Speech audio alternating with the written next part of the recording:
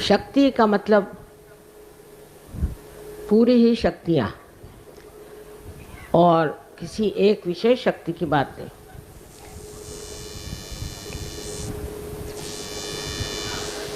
ये पूरी शक्तियाँ हमारे हरेक चक्र पे अलग अलग स्थान पर विराजित है और इस शक्ति के बगैर किसी भी देवता का कार्य नहीं हो सकता। जैसे आप जानते हैं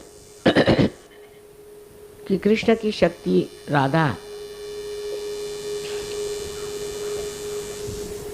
और राम की शक्ति सीता और विष्णु की लक्ष्मी। इसी प्रकार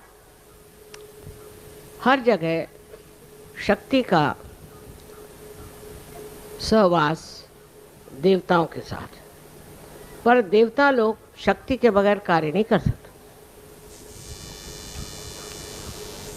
वो शक्ति एकमात्र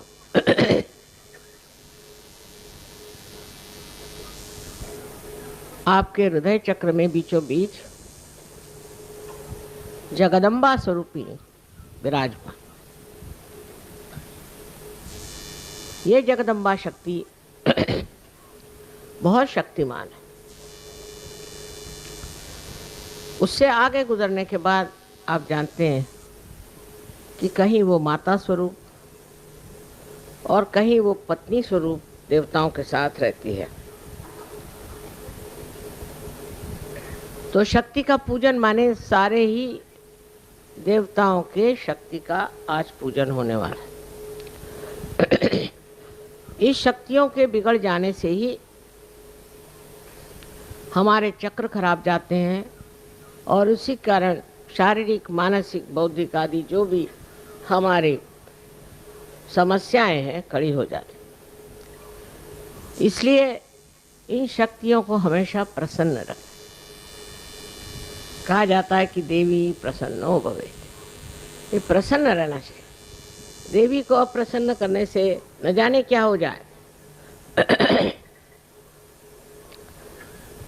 अब कुंडलिनी के जागरण से इस शक्ति को एक विशेष और एक शक्ति मिली। इन शक्तियों में एक विशेषता और होती है, वो ये है कि सारे दूर सर्वव्यापी शक्ति जो परम चैतन्य, जो आदिशक्ति की शक्ति है, उससे इसकी एकाकारिता एकदम हो जाती है।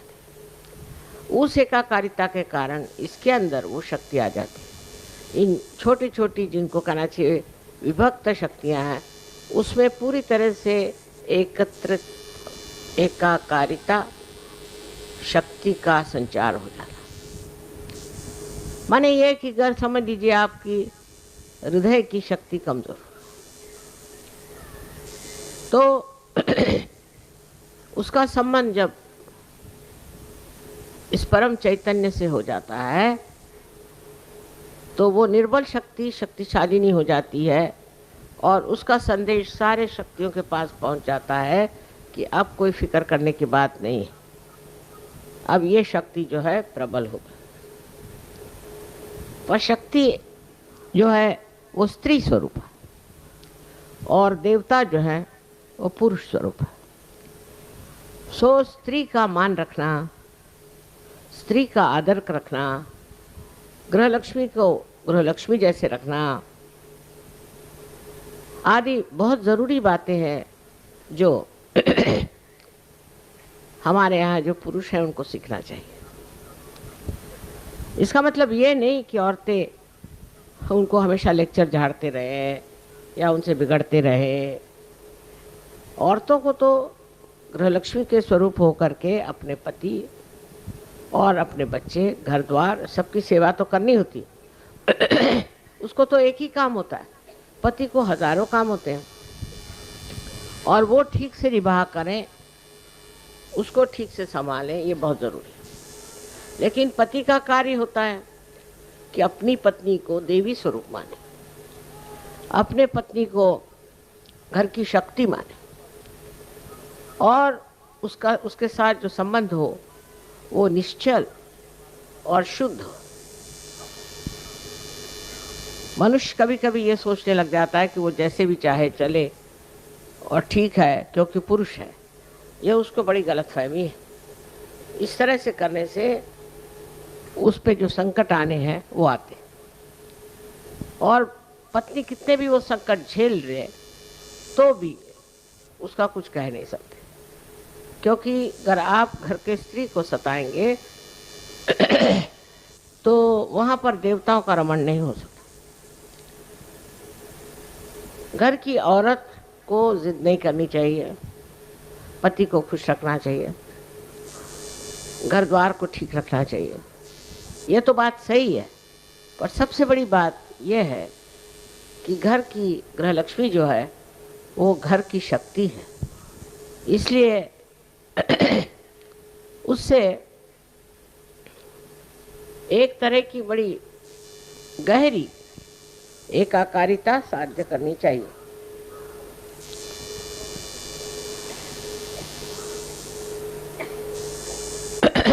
जब ये बेबनाव हो जाता तो औरत भी एक तरह से समझदारी छोड़ के और नाराज हो जाती है, कभी कभी बहुत ज़्यादा स्फोटक होती है, कभी झगड़ा करती है। उससे बच्चों पे बुरा असर आता है और फिर समाज टूटने लग जाता है। समाज जब टूटता जाएगा तो बच्चे भी टूटते जाएंगे, उनके अंदर भी गलत गलत चीज़ें आ जाएंगी और वो भी रास्ते पर नहीं आएंगे।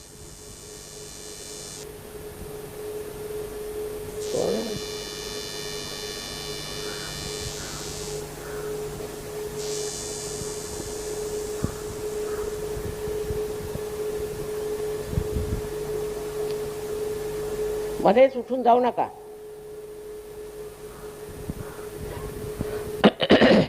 और जो घर की डिसिप्लिन है वो खराब हो जाए। जिस घर में डिसिप्लिन नहीं होगी उसके बच्चे खराब हो जाए, उसका समाज खराब हो जाएगा। आज विलायत में क्या होता है, वहां की स्त्री इसकी जिम्मेदार नहीं समझती कि उसको समाज को बना कर रखना है, समझदारी से रहना है, और पूरे समय लड़ती रहती है। लड़ने झगड़ने से कभी भी घर में शांति नहीं आ सकती। शांति लाने के लिए क्या करना है, पति से सुझाव करना है, उससे बात करनी है कि आखिर क्या बात है, क्यों ना हम दोनों प्रेम के साथ रहें जिससे हमारे बच्चे ठीक रहें। परदेश में कुछ भी सीखने का नहीं है, क्योंकि उनका समाज बिल्कुल विचलित हो गया है। एक एक औरत है वहाँ 8-8 शादियाँ करती है और रईस हो जाती है, उसको बस पैसे की लालच है। वो अपनी सामाजिक स्थिति के लिए जिम्मेदार नहीं, वो नहीं सोचती कि हमारा समाज मेरे सर पे बैठा हुआ।